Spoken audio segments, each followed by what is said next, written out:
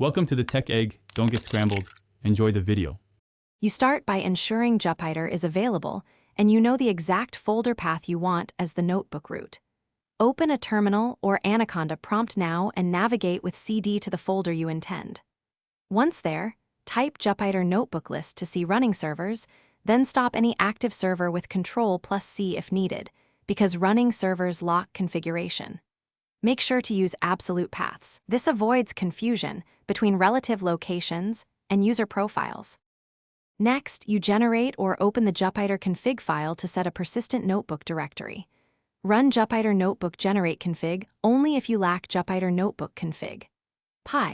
Open that file in a text editor, find C, Notebook app, Notebook dir and assign your absolute path in quotes. On Windows, use double backslashes or raw string notation. Once edited, save and close. Because this is a Python file, verify the line is uncommented and syntactically correct. To finish, choose the method that fits your workflow. For a quick change, CD into the folder and run Jupyter Notebook.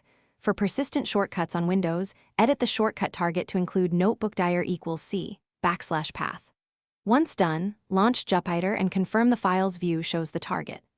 If things go wrong, check file permissions, confirm the config file being read, and inspect server logs for syntax or path errors. Addressing those usually resolves startup directory mismatches. Thanks for watching. Consider subscribing if I helped unscramble your problems.